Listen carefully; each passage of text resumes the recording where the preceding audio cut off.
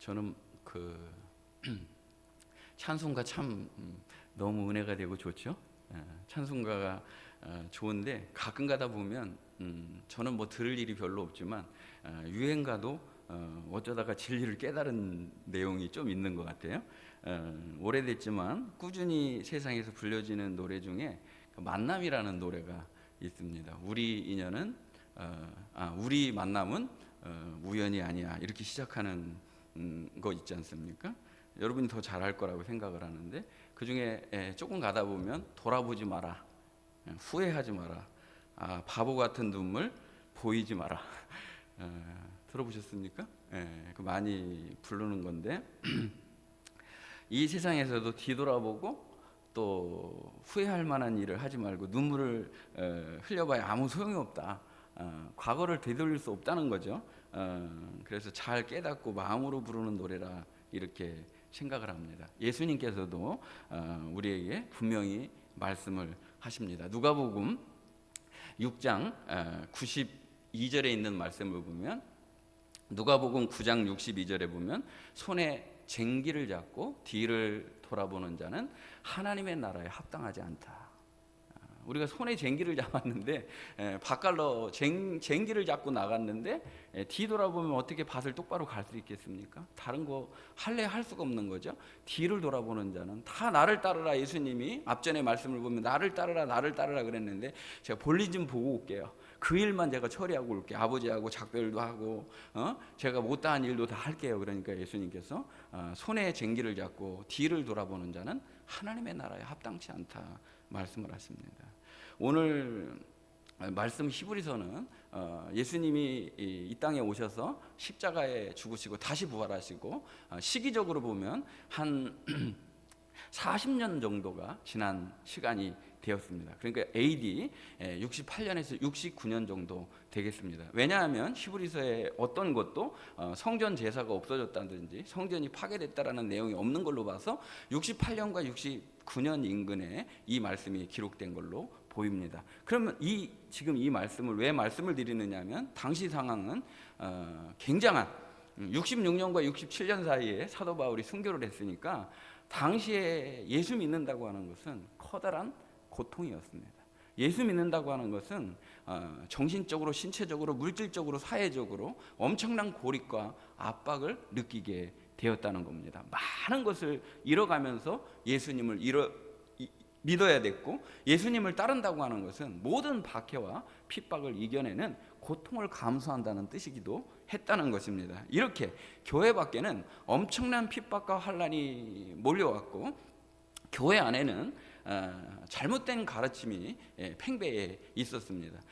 다시 말하면 예수님이 AD 30년 인근이라고 본다면 30년이라고 하는 시간이 지나면서 유대교에 있었던 사람들이 기독교로 개종하기 시작했습니다. 굉장한 파급력으로 인해서 심지어는 3,000명, 5,000명씩 급격하게 예수 믿는 사람이 늘어났습니다. 그러니까 그 사람들은 유대교에 익숙한 사람들, 유대주의에 익숙한 사람이었어요. 쉽게 예를 들자면 이런 거죠. 우리가 이제 예수님을 믿게 됐는데 그전에는 제사를 드렸단 말이에요.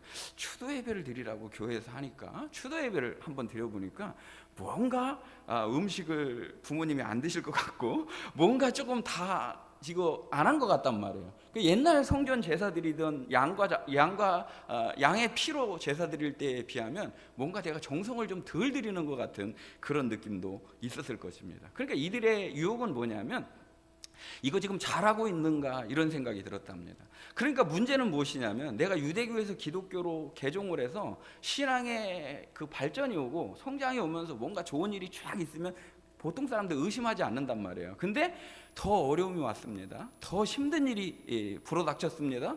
그러니까 내가 지금 잘 믿고 있는 거 맞아? 내 길이 지금 맞는 거야? 라고 생각하는데 교회 안에도 여기저기서 꾸물꾸물 움직이기 시작하는 거예요. 차라리 옛날로 돌아가자, 우리 유대교로 돌아가자, 율법을 지켜야 되는 거 아니냐, 어떤 날을 특별히 우리가 해야 되는 거 아니냐, 이런 움직임들이 있었다는 겁니다. 또 내 자신에게도 문제가 있었어요. 내 자신이 어떤 것이냐면, 점점 시간은 지나고 신앙의 경력은 쌓였는데 내가 종교 생활하는 건 아닌가, 나는 점점 안일에 빠지고 게으름에 빠지면서 자기 자신도 부인되지 않는 거예요. 그러니까 이 사람들은 삼중고에 지금 시달리고 있는 거예요. 교회 밖에는 엄청난 핍박이 있고, 교회 안에는 잘못된 가르침들이 스물스물 올라오고 있고, 내 자신도 자꾸 낙심되고 내가 발전하지 못하는 것 때문에 억눌리고, 그리고 게으름과 안일에 내가 빠져가는 그런 상태에 머물러 있었다는 겁니다. 이렇게 교회 밖의 혼란, 교회 안에 잘못된 가르침, 내 안에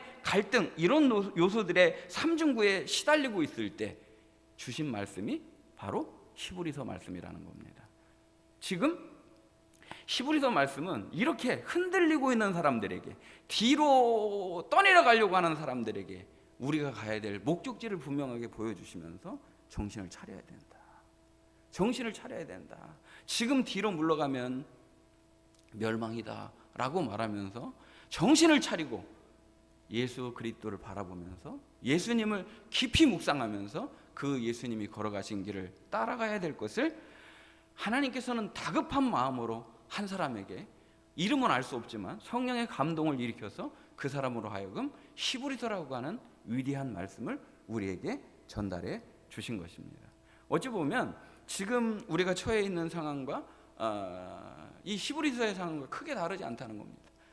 역으로 추적을 해가면 나 자신의 문제가 너무나 크게 느껴진다. 내가 지금 예수 잘 믿고 있나? 이런 고민과 갈등 속에 있는 사람들이 많이 있고요. 코로나 3년 동안 모이는 것도 많이 줄어들었고, 우리가 적극적인 신앙의 모습, 기도하고 열심히 하나님께 충성했던 모습들이 점점 쇠퇴하면서 뒤로 물러간 성도들이 생각보다 많이 있다는 거예요.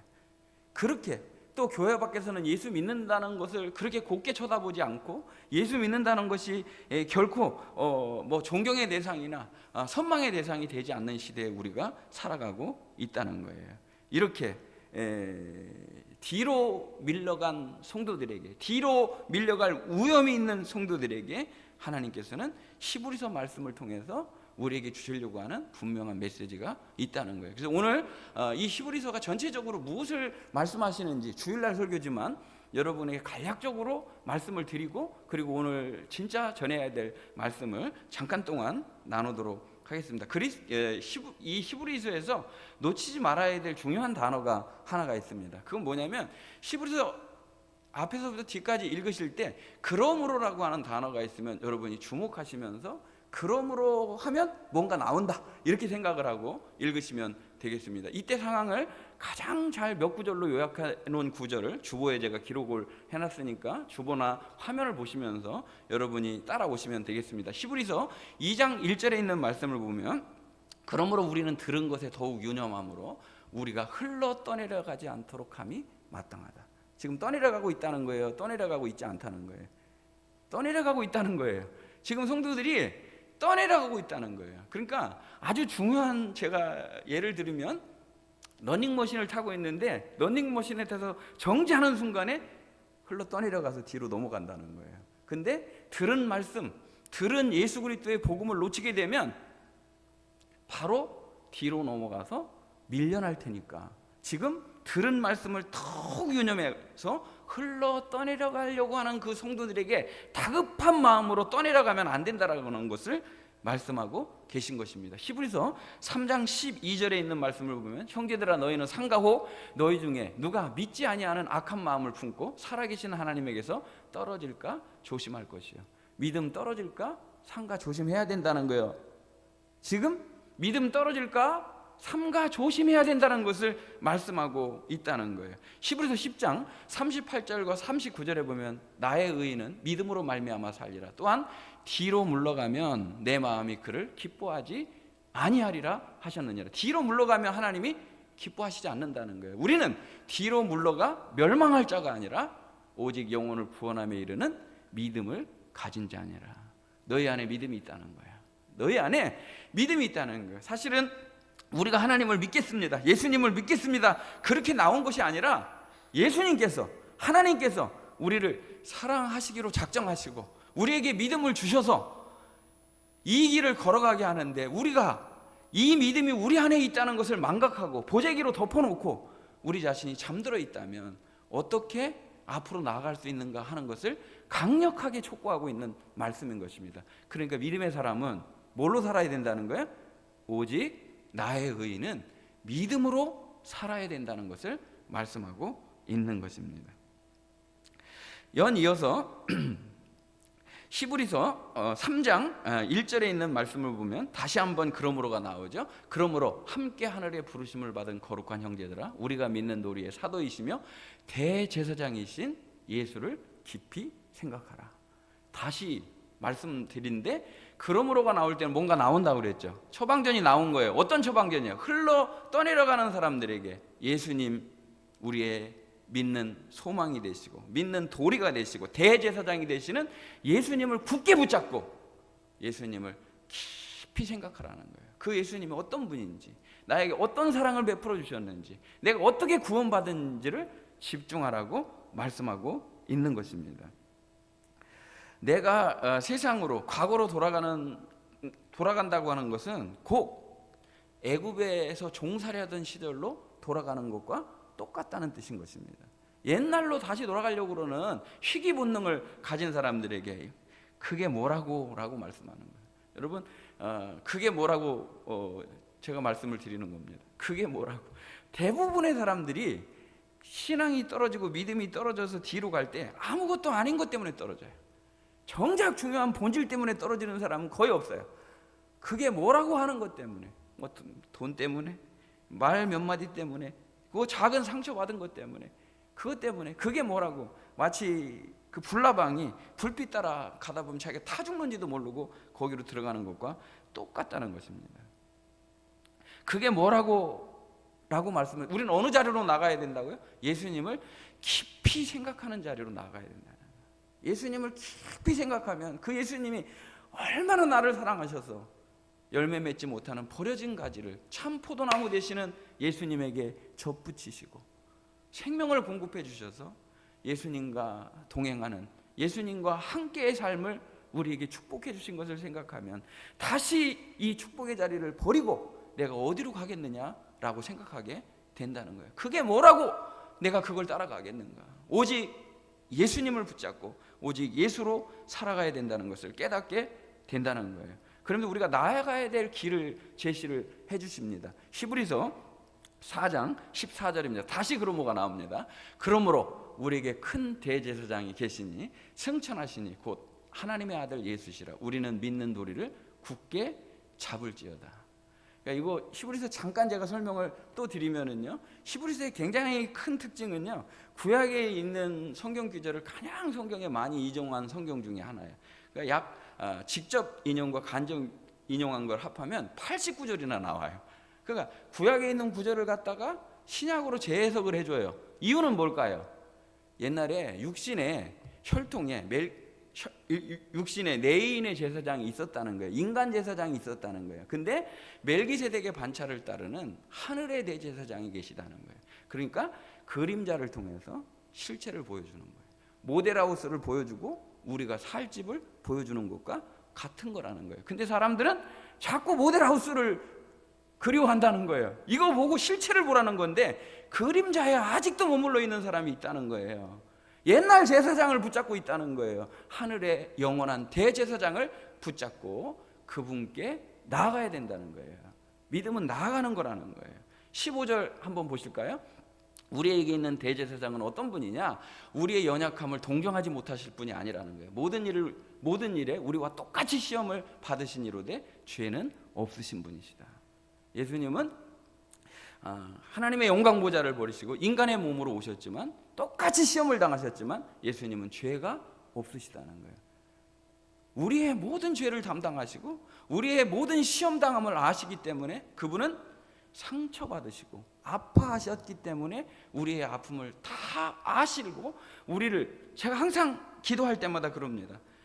예수님, 저 상처받은 영혼들을 오늘 안아주시기를 원합니다. 이 예배가 하나님 품에 안기는 예배가 되기를 원합니다 하고 기도하는 것입니다. 왜? 예수님은 이미 상처받으시고 이미 아파하셨기 때문에 우리의 고통을 너무나 잘 아시고 우리를 안아주시는 분이라는 거예요. 16절 말씀 연결해서 한번 보시면 다시 그러므로 우리는 긍휼하심을 받고 때를 따라 돕는 은혜를 얻기 위하여 은혜의 보좌 앞에 담대히 나아갈 것이니라. 아멘. 그러니까 우리가 하나님 앞에 나오면 하나님은 우리를 긍휼히 여겨주시는 분이라는 거예요. 그리고 우리에게 필요한 때를 따라 돕는 은혜, 오늘 필요한 은혜를 오늘 하나님은 허락해 주시는 분이라는 거예요. 지금 예배에 나왔을 때 하나님 앞에 나온 즐거움이 여러분에게 있으시기를 주님의 이름으로 축복합니다. 하나님 앞에 나오니 하나님이 나를 어떻게 그렇게 살다 왔니? 돌아온 탕자 보고 어떻게 살았으면 그 모양 그 꼴을 하고 왔니? 이렇게 하지 않으시고 맨발로 뛰어나가서 안아주시는 하나님의 사랑이라는 거예요. 하나님 앞에 안기는 그 예배, 그리고 때를 따라 돕는 은혜를, 오늘 우리가 그렇게 절실하게 필요한 은혜를 하나님은 준비하셨다가 내려주시는 거예요. 제가 목회를 하면서 느끼는 거는 금방 쓰러질 것 같고 금방 죽을 것 같아도 안 죽어요. 여러분 위로가 안 되시겠지만 여러분 금방 무슨 일 날 것 같지만 안 난단 말이에요. 오늘 필요한 은혜를 하나님은 오늘 허락해 주시는, 그 때를 따라 돕는 은혜를 항상 준비하시는 분이에요. 여러분 오늘 이 은혜의 보좌 앞에 나와 하나님의 긍휼하심을 얻고 때를 따라 돕는 은혜로 그 은혜를 공급받는 우리 성도들이 되시기를 주님의 이름으로 축복합니다. 자, 오늘 이 때를 따라 돕는 은혜를 얻기 위하여 담대히 나아갈지니라 그랬어요. 나아간다라고 말할 때 오는 본문은 이렇게 말씀을 하셔요. 10장 19절에 있는 말씀을 보시면, 그러므로 형제들아 우리가 예수의 피를 힘입어 성수에 들어갈 담력을 얻었나니. 옛날에는 하나님 앞에 원래도 나올 수가 없었다는 거예요. 그런데 지금은 예수님께서 여기 나아갈 수 있는 자격을 우리에게 주셨는데 예수님의 피로 열어놓으신 길이라는 거예요. 이 길이 예수님을 통해서만 나아갈 수 있는 은혜의 길이고 생명의 길이라는 거예요. 그래서 그 다음 20절에 있는 말씀을 보면 그 길은 우리를 위하여 휘장 가운데로 열어놓으신 새로운 살 길이다 라고 말씀을 하십니다. 휘장은 곧 그의 육체다라고 부연 설명까지 자세하게 해주시는 거예요. 옛날 아까 말씀드린 대로 자, 그림자가 있고 실체가 있어요. 옛날에 그러면 성막이랑 성전이 뭐를 지금 우리에게 드러내려고 한다는 거예요? 예수님을 드러내려고 한다는 거예요. 자, 그 그림자를 통해서 예수님을 드러내려고 한다는 거예요. 자, 성전 뜰을 지나서 성소를 지나서 지성소로 나아가 하나님께 나아가게 되는데 이 지성소에 휘장이 쳐져 있다. 해달의 가죽으로 도저히 인간의 힘으로는 찢을 수 없는 가죽입니다. 그 쳐져 있고 대제사장이 1년에 한 차례씩 나가서 이제 백성을 위해서 백성들의 죄를 위해서 속죄의 제사를 드리게 됩니다. 그런데 휘장이 가로막고 있으니까 일반인들은 이 휘장 가운데로 들어갈 수 있는 길이나 방법이 아무것도 없었다는 거예요. 또 부연 설명을 제가 하자면 여기 성경에는 옛 언약이 있고 히브리서에 새 언약이 나옵니다. 옛날에 율법이 있고 은혜가 나옵니다. 이 구조를 잘 보셔야 됩니다. 어렵지 않으셔야 될 텐데, 자, 옛 언약이 있는데 언약이라는 단어가 무슨 뜻이냐면 자르다라는 뜻이에요. 둘로 쪼개다라는 뜻이에요. 그러니까 언약 제물을 두 당사자가 약속을 맺는 거예요. 약속을 맺으면서 제물을 하나 가져다가 쉽게 양을 잡고 반으로 딱 쪼갠 게 뭐라고요? 언약이란 말이에요. 그 딱 쪼개놓고 피가 나왔죠? 그리고 손을 잡고 둘이 지나갑니다. 약속 안 지키면 이렇게 죽는 거야. 그러니까 피로 맺은 거예요. 이건 꼭 지켜야 되는 거예요. 근데 하나님께서는 처음 복음부터 시작해서 어린 양을 잡아서 가죽옷을 해입히면서 우리의 수치를 가려주시고 점점 그 그림자가 뚜렷하게 보이게 됩니다. 뚜렷하게 뭔가를 향해서 지금 가고 있습니다. 그러면서 맨 마지막에는 새 언약의 제물 되시는 예수님께서 자신의 육체를 십자가에서 물과 피를 쏟으시기까지 다 내어주심으로 친히 자기 자신이 언약 제물이 되셨다는 거예요. 그래서 열어놓은 길이 뭐라고요? 하나님께로 나아가는 길이 열렸다는 거예요. 그것을 예수님 자신은 이렇게 말씀하십니다. 요한복음 14장 6절에서 내가 곧 길이요 진리요 생명이니 나로 말미암지 않고는 아버지께로 올 자가 없느니라. 예수님께로 예수님 때문에, 예수님으로 하나님께로 나아가는 새로운 길이 열렸다는 거예요. 옛날에 그렇게 짐승을 잡아서 예배드리는 그런 예배가 아니라 예수의 그 보혈의 피로, 예수님의 능력으로, 예수님이 주신 그 은혜로 하나님께로 나아가는 새로운 길이 열렸다는 거예요. 그러니까 우리 성도들이 지금 여기 나온 거는 하나님께로 나온 것이지 사람에게 나온 게 아니라는 거예요. 하나님께로 나아가니 하나님은 우리에게 뭘 준비하셨다고요? 긍휼을 준비하시고 때를 따라 돕는 은혜를 준비해 주셨다는 거예요. 이렇게 나아가는 걸 뭐라고 부르느냐? 믿음이라고 부른다는 거예요. 날 위해 죽으시고 날 위해 다시 사신 예수님을 믿는 믿음 때문에 그분만이 우리의 유일한 구원자가 되십니다. 하나님께로 나아가는 유일한 길은 오직 예수님이십니다. 다른 이로서는 구원을 얻을 수 없나니 천하인간에 구원을 얻을 만한 다른 이름을 우리에게 주신 일이 없음이니라. 그러니까 예수님을 믿고 나아가는 거예요. 믿음은 나아가는 거라는 거예요. 믿음은 예수 믿고 하나님께 나아가는 거라는 거예요. 오늘 하나님께서 나를 받아주실 줄 믿고, 오늘 나를 하나님이 긍휼히 여기실 줄 믿고, 하나님이 나를 위해 예비하신 은혜가 준비된 줄을 믿고 하나님께로 나아가는 것이 믿음이라는 거예요. 그래서 22절 말씀 우리 다 같이 읽도록 하겠습니다. 우리가 마음의 뿌림을 받아 악한 양심으로부터 벗어나고 몸은 맑은 물로 씻음을 받았으니 참 마음과 온전한 믿음으로 하나님께 나아가자. 그래서 이 말씀이 나온 겁니다. 참 마음과 온전한 믿음으로 하나님께로 나아가는 자는 하나님이 거절치 않으신다는 거예요. 긍휼히 여겨주시고 그리고 때를 따라 돕는 은혜를 우리에게 허락해 주신다는 약속의 말씀인 것입니다. 믿음은 하나님께 나아가는 것이다. 믿음은 하나님께 나아가는 것이다. 자, 이렇게 믿음이 있는 사람은 동시에 하나님께서 우리에게 주신 선물이 무엇이냐면 흔들리지 않는 소망을 우리에게 주신다는 거예요. 믿음이 있는 사람은 흔들리지 않는 소망을 주신다는 거예요. 그러니까 여러분 사격하는 포수가요, 목표가 흔들리면은 그 목표 관역을 향해 쏠 수가 없어요. 목표가 고정이 돼야 돼요. 목표가 흔들리지 않고 딱 있어야 돼요. 우리가 흔들리지 않는 목표가 하나 있다는 거예요. 우리가 향해 나가야 될, 우리 앞날에 모든 것을 다해서 나가야 될 영적인 목표가 있다는 거예요. 그게 뭐냐면 소망이라는 것인데, 소망은 흔들리면 안 된다는 거예요. 소망은 이리 갔다 저리 갔다 하면 안 된다는 거예요. 그 소망이 바로 우리의 예수님이시라는 거예요. 우리의 소망은 다른 거 다 흔들리고 이 세상은 다 바뀌고 이 세상은 다 움직이는데 흔들리지 않는 소망이 한 분 계시는데 그분이 바로 예수님이시라는 거예요. 그래서 히브리서 13장 8절 말씀을 보면 예수 그리스도는 어제나 오늘이나 영원토록 동일하시니라. 예수님은 어제나 오늘이나 영원토록 동일하신 분이라는 거예요.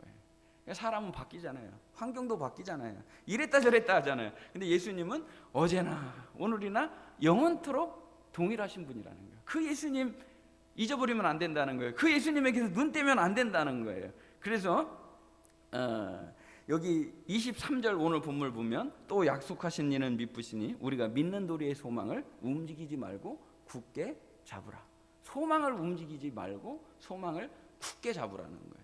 그래서 그 말씀을 가장 잘 표현해 준 말씀이 히브리서 6장 19절입니다. 우리가 이 소망을 가지고 있는 것은 영혼의 닷 같아서 튼튼하고 견고하여 휘장 안에 들어가느니. 금방 믿음으로 담대히 나아간다고 그랬잖아요. 목적지까지 완전히 나아가기 위해서 꼭 필요한 게 믿음이라고 그랬죠. 두 번째 요소는 뭐라는 거예요? 소망이라는 거예요. 이 소망이 있어야지만 목적지에 도달할 수 있다는 거예요. 근데 우리가 소망을 어디에 내리느냐?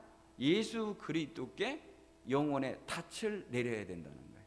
그래야 움직이지 않고 흔들리지 않고 항해를 다 마친 후에 하나님 앞에 나아가는 영광의 기쁨을 누릴 수가 있다는 거예요. 그래서 히브리서 12장 28절에 보면 그러므로죠. 우리가 흔들리지 않는 나라를 받았은즉 은혜를 받자. 이로 말미암아 경건함과 두려움으로 하나님을 기쁘시게 섬길지니라고 말씀을 하십니다. 우리는 흔들리지 않는 나라를 받았다는 거예요. 자, 이거는 어제 있었던 일인데요.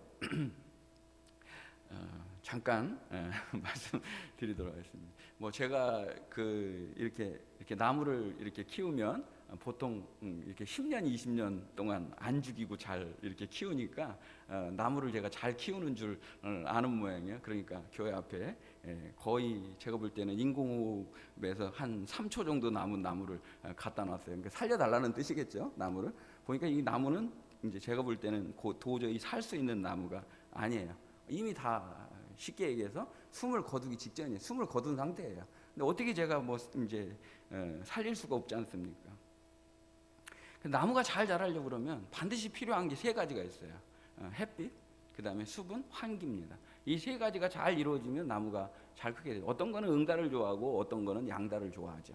근데 공통적으로 이 세 가지 요소들을 저는 한 가지로 부릅니다. 그것이 무엇이냐면 은혜예요. 은혜. 성도는요, 은혜를 먹어야 살아요. 은혜 없이는 살 수가 없어요. 모든 것이 하나님의 은혜예요. 은혜가 없다면 제가 여기 서 있을 수도 없어요.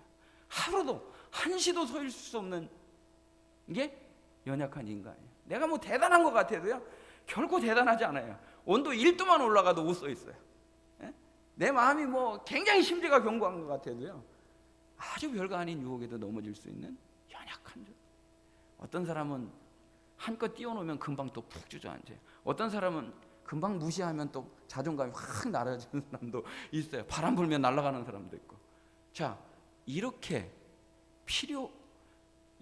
인간은 연약한데 이 연약한 인간에게 하나님이 베풀어 주신 햇빛과 수분과 환기 같은 게 뭐냐? 그게 은혜예요. 그래서 우리는 흔들리지 않는 나라를 향해 가는데 반드시 필요한 게 뭐라고요? 은혜 받아야 된다는 거예요. 햇빛 쏘이는 것과 똑같은 은혜 받아야 돼요. 물이 다 죽으려고 그러는 식물에게 물 한 모금이 얼마나 중요한 거예요? 오늘 여러분이 인생을 살면서 다 죽을 것 같은 상황에서도 찬송 부르고 기도하고 주여 도와주시옵소서, 주여 살려주시옵소서, 주여 나와 함께하는 줄을 믿습니다 하고 말씀 들으면 하나님의 은혜가 임하잖아요. 그 은혜로 사는 거라는 거예요. 하나님이 공기를 바꿔주시는 것처럼 답답한 공기를 바꿔주시고 은혜 받아야 된다는. 은혜 받은 사람의 특징은 뭐라고요? 경건함이 나타나요. 어떻게 하나님을 섬겨야 될지 하나님에 대한 거룩한 두려움이 있다는 거예요. 그러니까 뭐 이건 뭐 하나님을 믿는 사람인지 안 믿는 사람인지 뭐 전혀 두려움이 없어. 내 마음대로 내 고집대로 다 하고 싶은 대로 아무 말이나 막 하고 아무 행동이나 막 경건한 두려움이 없다는 뜻이에요. 하나님을 경외하는 마음이 없다는 거예요. 은혜 받으면 조심해요. 은혜 받으면 영적으로 신중해져요. 지난주에 말씀드린 어떻게 해야 될지를 안다는 거예요. 우리 사랑하는 성도들이 은혜 받아 경건함과 두려움으로 하나님을 기쁘게 섬기는 복 받는 성도들이 되시기를 주님의 이름으로 축복합니다. 은혜 받아야 산다는 거예요. 그러면 우리의 소망이 되시는 예수님께 눈 떼지 말라고 강력하게 오늘 또 우리에게 말씀하시는 거예요. 히브리서는 그러므로 예수님께 눈 떼지 마라. 그러므로 예수님을 바라보라. 그러므로 예수님에게 집중하라는 말씀이 히브리서에 뒤로 밀려나지 말라는 게 히브리서 12장 2절 말씀이 잘 요약해 주고 있습니다. 믿음의 주요 또 온전케 하시는 이인 예수를 바라보자. 예수님은 그 앞에 있는 기쁨을 위하여 십자가를 참으시고 부끄러움을 전혀 개의치 아니하셨다는 거예요. 그리고 지금 하나님 보좌 우편에서 우리를 지켜보고 계시다는 거예요. 믿음의 주요, 우리를 온전케 하시는 이, 우리의 믿음의 대상이죠. 우리의 소망의 대상이죠. 그분에게 눈 떼지 말라는 거예요.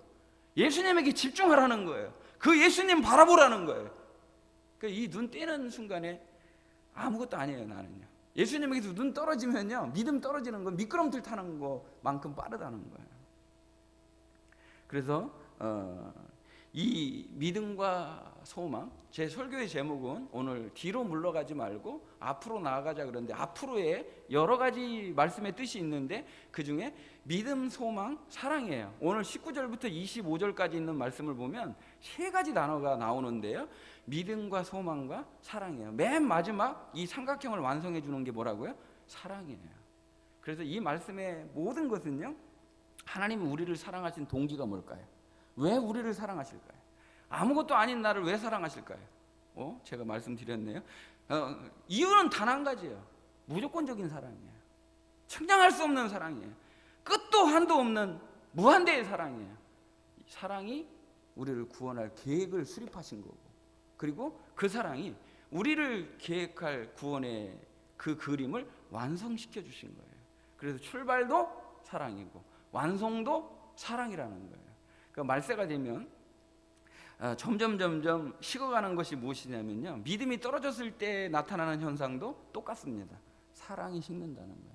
자, 어떤 사람이 엉뚱한 행동을 했어요. 어떤 사람이 엉뚱한 행동을 하면요, 어떻게 사람이 저럴 수가 있어.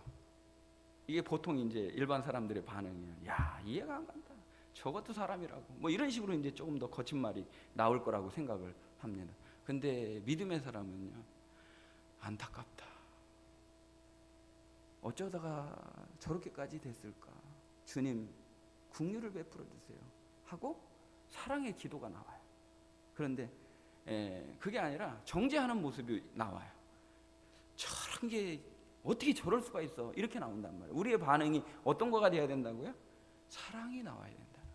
자, 교회 안에 우리가 믿음 생활을 하면서 우리가 교회라고 하는 공동체를 이루어가야 돼요. 저희는 이제 이 새로운 도시에 이제 교회를 건축하고 얼마 되지 않았습니다. 새로운 공동체를 이루어가고 주님이 기뻐하시는 교회의 모습을 갖춰 가야 됩니다. 그런데 아주 중요한 것이 무엇이냐면, 사랑이 없다면 이 공동체는 주님의 공동체가 아니라는 거예요. 오거나 말거나 어떻게 되거나 말거나, 교회는 그런 데가 아니라는 거예요. 예수님의 한 몸에 붙어있는 지체의식을 가지고 사랑과 선행을 격려하는 공동체가 되어야 된다는 거예요. 현대사회는 점점 빠르게 변하고 그리고 바쁘게 흘러갑니다. 그러면서 사랑은 싫어가고 남의 부분들에 대해서 잘 얘기하지 않습니다. 그런데 교회는 어떤 것을 정지하고 참견하는 그런 뜻이 아니라, 정말 9가지 단점이 있는데 하나의 장점은 하나밖에 없는데 그 장점을 칭찬해주고 그걸로 살 수 있도록 여러분이 도와주고 격려해야 될 필요가 분명히 있다는 거예요. 제가 이번에 이 말씀을 새롭게 이제 준비를 하면서 수요일 날 말씀 하면서 다시 한번 이 말씀을 보게 되었습니다. 그러면서 사랑이 얼마나 좋은 것인가, 사랑이 얼마나 귀한 것인가에 대해서 생각을 했어요. 그래서 고린도전서 13장 사랑장을 한 6개월에서 1년 정도 그 사랑장만 한번 제가 말씀을 정말 나누고 싶은 그런 열망이 막 일어나고 있습니다. 그 사랑이 뭔가 이렇게 정의해 놓은 걸 보면요, 희한한 거를 제가 여러분 다 아는 건데 저는 이제서 말씀드리는 것 같은데, 사랑이 뭐냐? 여러분, 사랑이 뭐라고 생각하세요? 제일 앞에 사랑은 오래 참고로 시작을 해요. 사랑은 오래 참는 것이다. 의미 있잖아요. 사랑은 오래 참는 거래요. 근데 사랑은 또 맨 마지막에 끝날 때는 또 뭐라고 그러느냐면요, 사랑은 모든 것을 견디느니라. 그러면 사랑은 오래 참는 것에서 시작해서 사랑은 모든 것을 견디느니라. 그러면서 제가 깨달아진 게 있어요. 하나님은 얼마나 나를 오래 참으셨을까? 하나님은 얼마나 나를 오래 기다리셨을까? 사랑은 오래 참고 견디는 거라는 거예요. 예수님께서 십자가에 못 박혀 죽으시기까지 우리를 사랑하시면서 주님이 원하시는 위치까지 우리가 도달하지 않는다 할지라도 오래 참고 기다리시면서 모든 것을 견디시면서 우리를 그 영광의 자리로 이끌어 주시는 거, 그게 사랑이라는 거예요. 모든 것을 참으며 모든 것을 견디는 것이 사랑이라는 거예요.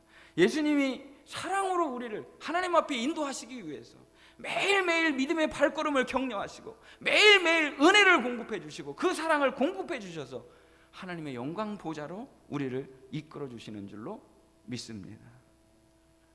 내가 예수님을 사랑하는 게 아니라 예수님이 나를 사랑하기로 작정하시고 날 위해 죽으시고 날 위해 다시 사시고 우리를 그 영광스러운 자리로 인도해 주시는 것입니다. 교회 밖에 환난이 있고 교회 안에는 잘못된 가르침이 있고 내 안에는 안일과 그 나태의 잘못된 이 삼중고 속에서도 하나님은 우리에게 아주 값진 선물을 주셨어요. 그 값진 선물은 믿음과 소망과 사랑이라고 하는 완성된 삼각형이에요.